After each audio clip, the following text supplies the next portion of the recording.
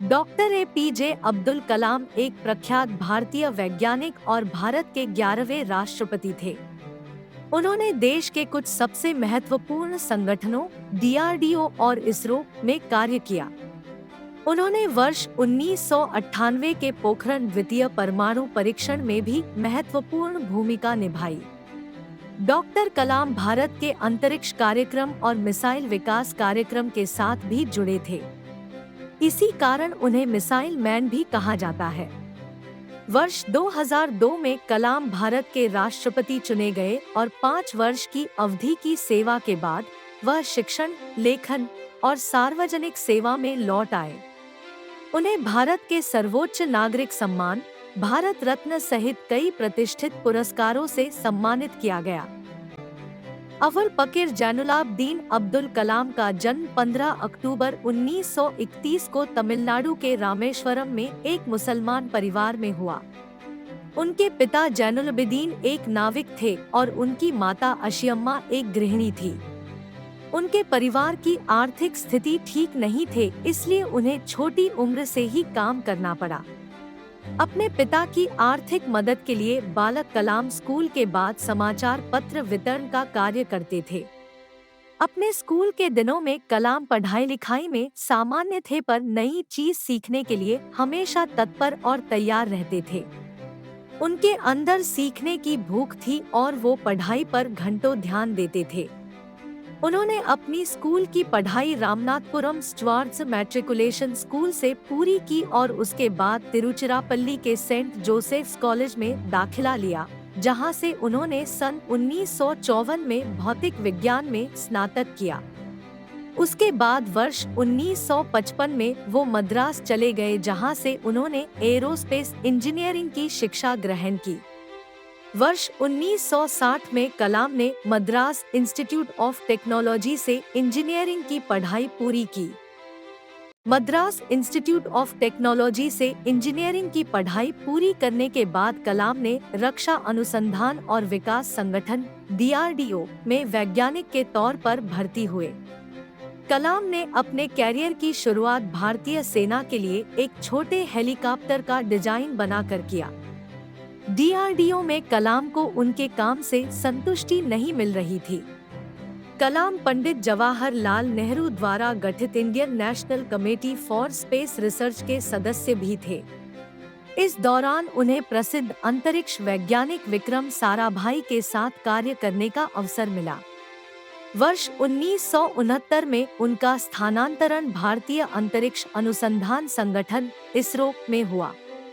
यहाँ वो भारत के स्लाइट लॉन्च व्हीकल परियोजना के निदेशक के तौर पर नियुक्त किए गए थे। इसी परियोजना की सफलता के परिणामस्वरूप भारत का प्रथम उपग्रह रोहिणी पृथ्वी की कक्षा में वर्ष 1980 में स्थापित किया गया।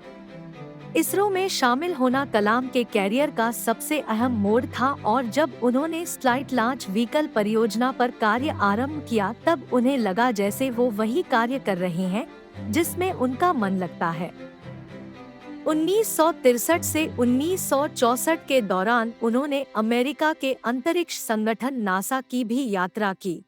परमाणु वैज्ञानिक राजा रमन्ना, जिनके देखरेख में भारत ने पहला परमाणु परीक्षण किया, ने कलाम को वर्ष 1974 में पोखरण में परमाणु परीक्षण देखने के लिए भी बुलाया था।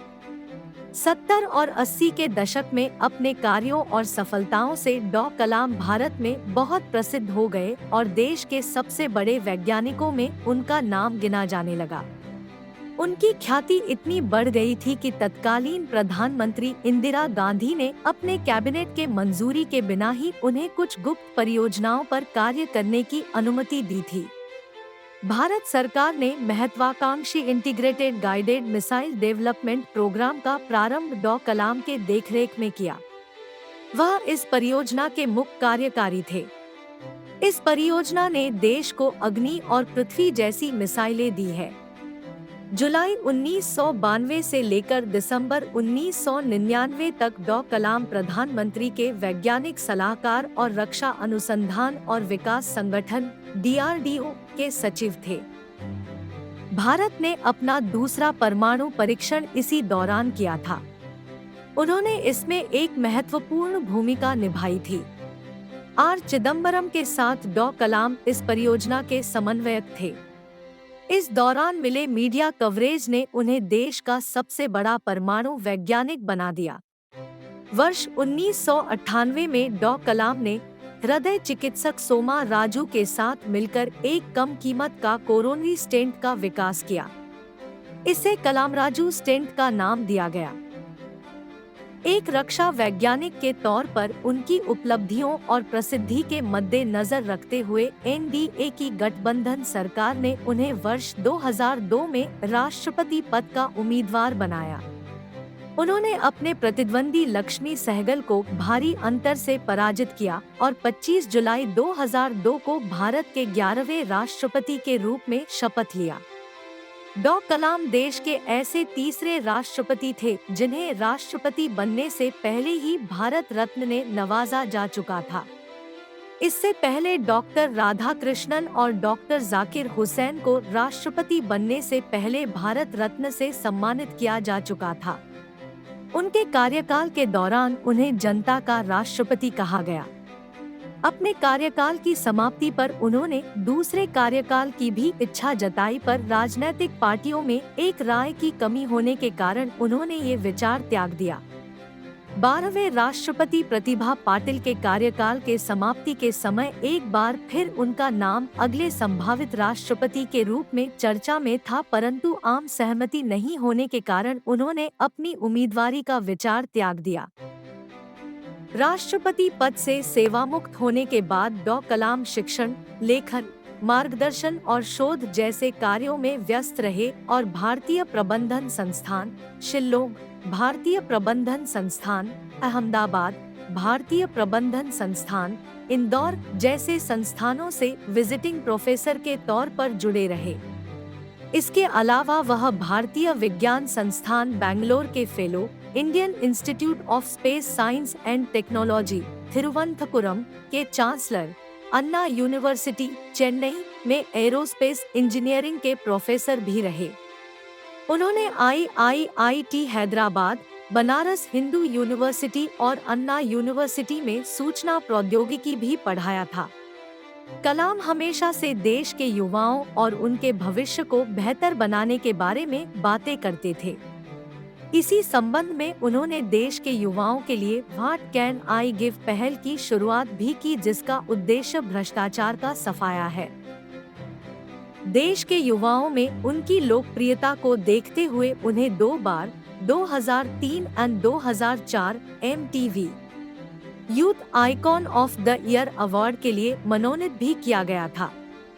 वर्ष 2011 में प्रदर्शित हुई हिंदी फिल्म आई म कलाम उनके जीवन से प्रभावित है। शिक्षण के अलावा डॉ कलाम ने कई पुस्तकें भी लिखी, जिनमें प्रमुख है India 2020, a vision for the new millennium, wings of fire, an autobiography, ignited minds, unleashing the power with in India, mission India, indomitable spirit आदि। देश और समाज के लिए किए गए उनके कार्यों के लिए डॉ कलाम को अनेकों पुरस्कारों से सम्मानित किया गया। लगभग 40 विश्वविद्यालयों ने उन्हें मानद डॉक्टरेट की उपाधि दी और भारत सरकार ने उन्हें पद्म भूषण, पद्म विभूषण और भारत के सबसे बड़े नागरिक सम्मान भारत रत्न से अलंकृत किया। 27 जुलाई 2015 को भारतीय प्रबंधन संस्थान शिल्लोंग में अध्यापन कार्य के दौरान उन्हें दिल का दौरा पड़ा, जिसके बाद करोड़ों लोगों के प्रिय और चहेते डॉक्टर अब्दुल कलाम परलोक सिधार गए।